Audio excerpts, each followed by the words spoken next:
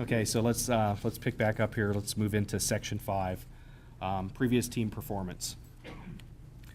So under the previous team performance section, we're looking for excerpts and quotes in your statement of qualifications that are in essence references from clients that you've worked with in the past, specific letters of references, and or performance evaluations.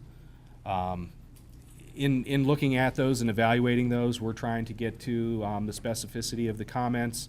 How do they relate to the project that you did? How might they relate to the project that you're going to do? We're looking for places where they speak to a particular individual that you're proposing on your team, where the level of service that you provided is described, where you've gone over and above and been exemplary in working through your project. One for me that I think is always important is the date of the reference that's being provided. I want to see more current references from projects that you've done maybe over the past 5 years or so. References from 1972 don't mean a lot to me. And then again, who are the individuals that are providing those references? I'm looking for it to be the owner or the agency's project manager. A lot of times the higher ed groups will be their CFO or their VP of Administrative Affairs. With a school district, it might be the treasurer or a superintendent or something like that. Not looking for references from the launch lady. So experiences with similar projects or similar deliveries. Here's that other matrix that I talked about a little bit ago.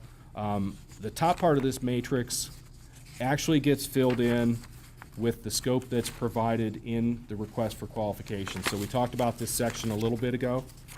Page 2 of 5, at the bottom of scope of services B, we list 7 items. So should we just walk through those real quick? Yeah, especially explaining what the first 2 are. So number 1, we're asking, and I'm not 100% sure, Craig, is the statement of qualifications populated in advance for these first 2 like this? No? Okay. So we're looking for the project delivery method that was used on the project under item 1 and column 1. Yeah, example project. So was it a multi-prime project like we're going to execute these? Was it general contracting, CM at risk, design build? Item number 2 and column number 2 on this matrix, the role of you on that project. Yes?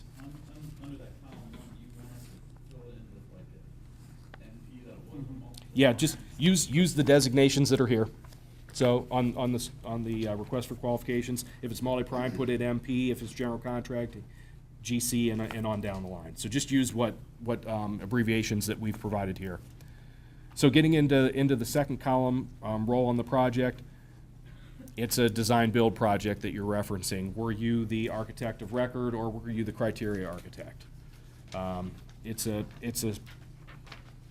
I don't know, maybe a dumb example, but CM at risk. Were you the architect of record, or maybe you were providing a service to the construction manager? Maybe you were helping somebody with shop drawings or helping somebody with some administration or evaluation or quality control piece. Describe what give us some indication of what that role was. Number 3, and Ned, you may need to talk a little bit more about what you guys are looking for here, but I think number 3 looks pretty self-explanatory to me. Expedited project delivery method. I think we want to get these projects under contract quickly and get them moving. Aggressively manage them. Administering multiple project sites simultaneously. With there being multiple projects on this, Ned said we think we're going to award 12 contracts for the various sites. There's potentially a chance that somebody could win multiple projects. There's a chance that, I think you said, you may combine some of the projects based on timing or proximity. So how do you manage multiple projects at one time? Managing multiple building types, I think it goes without saying. They described the various program functions that each of these sites will have, from the admin building to the truck storage to the salt storage to the brine maker and on down the line. and construction on an occupied functioning site or facility. I believe they said 4 of these projects will be done on existing sites. There might be some part of that that will be occupied during the construction. I know Carrie mentioned that you may also go, they may do kind of a swing site, if you will, but you know, there's no guarantee that they still may not need to come and get salt from that location if that's where the salt is currently stored. Most, So if not all, of the swing sites will not have salt storage with them. yep. They may need to come onto that site to do maintenance of their trucks. So not only from a design standpoint, how do you think through and design your documents to get through that kind of, I don't know, phased construction, if you will, but how do you manage that process when we're actually out in the field doing the construction? And then very simply, experience with OFCC or SAO projects utilizing OCI. And I don't know that I need to say any more about that. So, yes.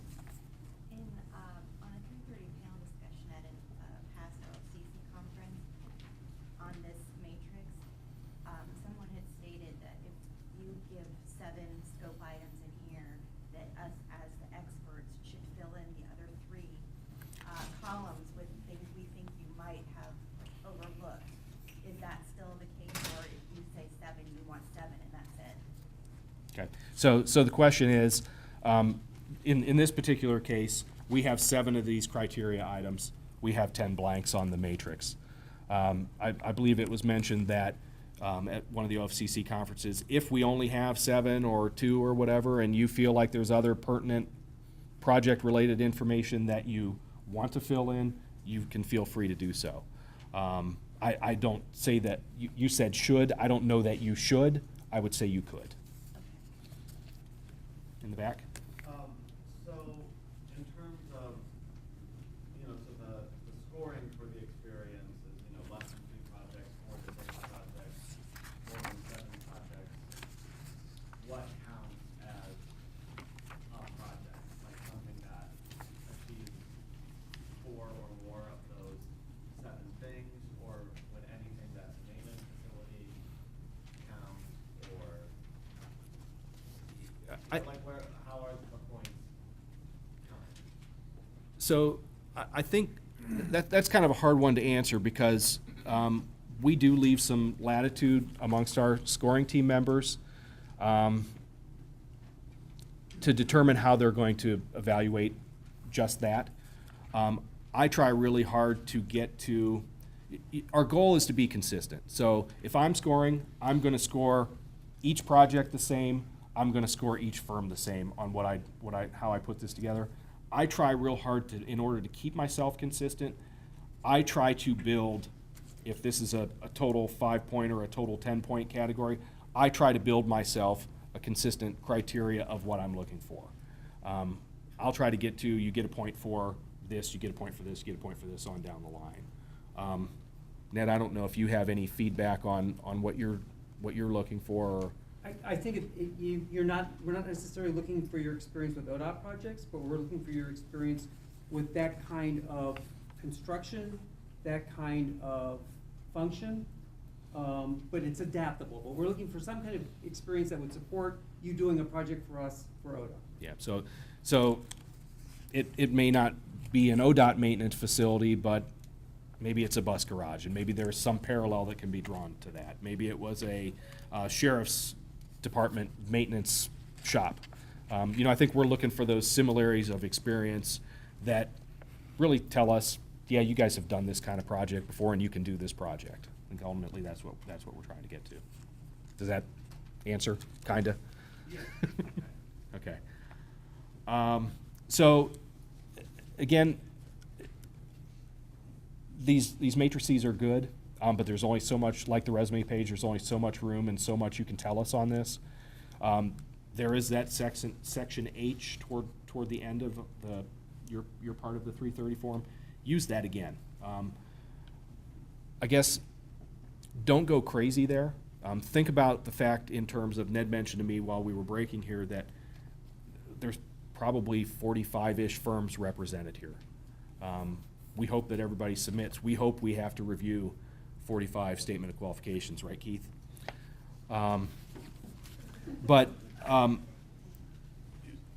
in thinking of that and thinking of the time that we're trying to do all this, to get all this pulled together, be concise, be complete, be accurate in your Section H. Tell us things that are most important to you. It doesn't need to be a copy-paste boilerplate from your last 83-page proposal. Think about, again, the team and how we have to work through these. Tell us the important information that makes you best qualified to do these projects. Help us. I guess when I wrote them, I tried to keep those concise, but then I tried to really hammer it home with a bold or a color of, I want you to see this.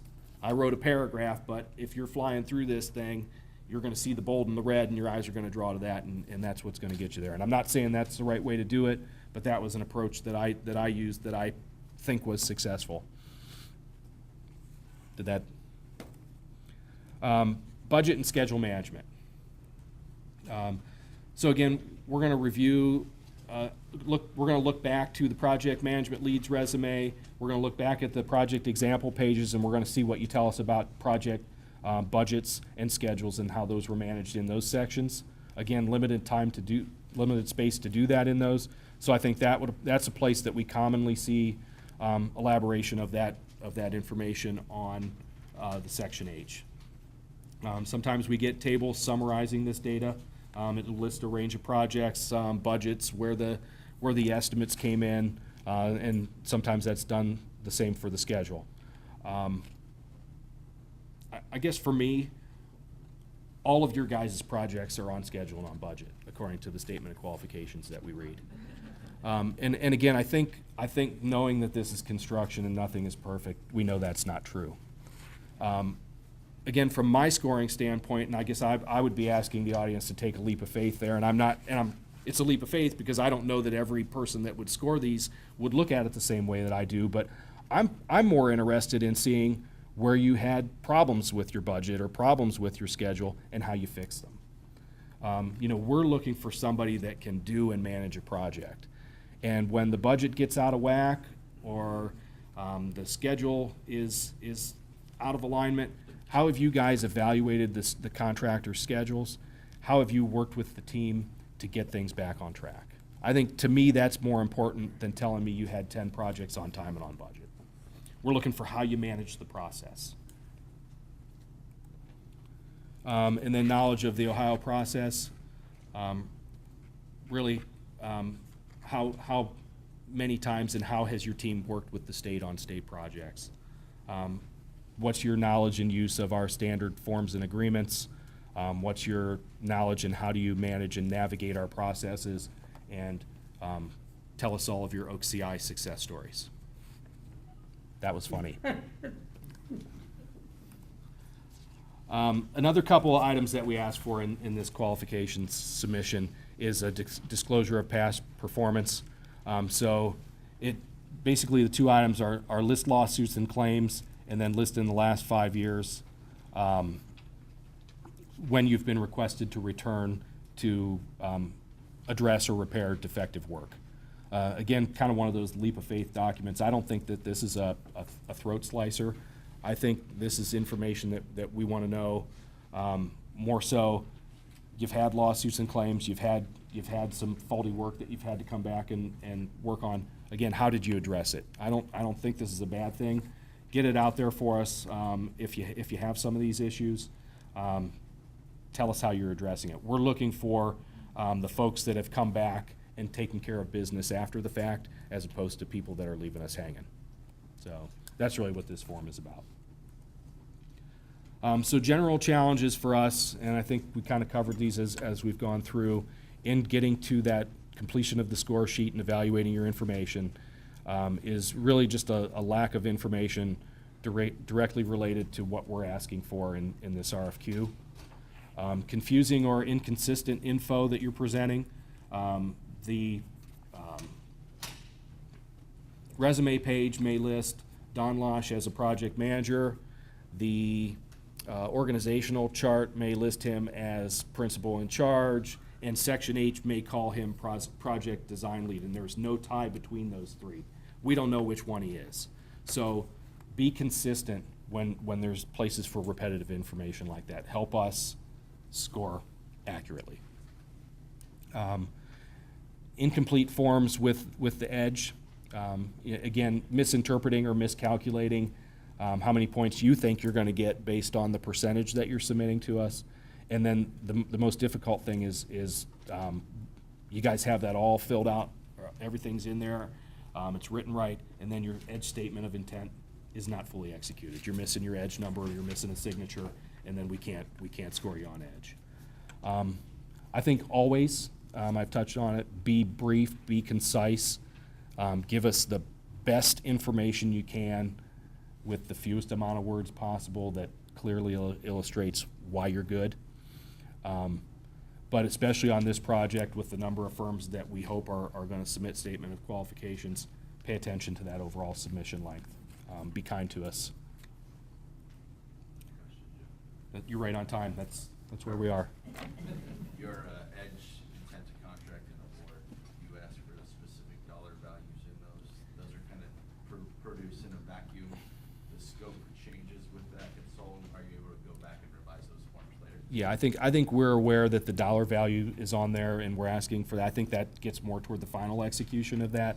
We're looking at the percentage that you're proposing. So you're proposing on a $5 million project, and you get awarded the project, and some budget cuts come, and all of a sudden you have a $1 million project, or it goes the other way. The owner comes back and says, hey, we want to do all this. We've got $5 more million. Now it's a $10 million project. We're still looking at that percentage, not the dollar value. Any other questions? Regarding the previous team's performance evaluations and quotes and stuff, do those all need to relate to your 10 reference projects, or if there's, looking like there's, great on them, whatever, but it was, for a different type of facility or not? I guess my opinion would be, I think it would be best if they related to your 10 reference projects. I don't think that it has to. So the question was, the references that you're including, do they need to align with the matrix and the reference projects that you included? So. That's an interesting question, because we have trouble getting from some of our state organizations, ODOT's one of them, will not give reference letters. So, I hope you ask when we can put those custom projects in, so. And- It's hard to get a reference letter if you don't give them to us. Yeah. So I guess the comment is, and actually it's kind of funny. The firm that I used to work for called and asked me to write a reference, and I said I can't. And he said, well, that's great. He's like, so you're asking for them, but you won't give them. How am I supposed to submit those? So the comment was, if state agencies or other organizations won't provide reference letters, it may be difficult to include them from the 10 sample projects. So, hoping that we give consideration to the references that are in there. So again, I think meet the criteria that we asked about, current, those specifics, and I think they'll be considered. Because if we have 10 ODOT projects listed, we will not have 10, we won't have any reference letters to reference. Yeah, if you live 10 OFCC projects, you'll have 0 references, right? Okay, any other questions? All right, thanks everybody for your attention, and good luck in the process. Thanks, Jeff. I just want to make, some of these slides are kind of hard to see, and they will be up on our website for you guys to pull up the whole presentation later, probably early next week. These will be available next week? I guess Today? not today, no. It will be along with the edited video and all that. So what will happen is once that footage is broken down into smaller pieces that we can upload to websites, etc., you'll get an email from us saying thanks for coming, and if you didn't attend, here's the link to all the materials. So you'll get an email, probably most likely coming from me, like you did the invitation, and with the direct link to you. So it will have both, yeah. Okay. So I want to talk briefly about the professional service agreement that will be executed for these. It's going to be the standard A agreement that we execute for all of them, and it will include exhibits A, B, C, and D. Exhibit A is terms and conditions of the contract. Exhibit B is the AE scope of services, which explains basically what your services are going to be under that contract. Exhibit C is the AE minimum stage submission requirements, which outlines what is deliverable for each stage of the project. And we're going to be looking to hold you to that. And Exhibit D is, of course, the contracting definitions. Basic services include program verification, schematic design, design development, construction documents, bidding and award, conform documents, construction administration, and closeout. Basic services, typical of any contract that we'd be doing for multi-prime or general contracting. Additional services typically under an ODOT contract for services is programming, and as Carrie mentioned earlier, there is flexibility in some of these projects that you will be meeting with the user groups and defining and better defining what some of the programming is, not only in the administration areas, but also possibly in the maintenance facilities. They may have some differences in wash bays, et cetera, but you are to, as additional service, not only verify, but also go through and add programming space to it.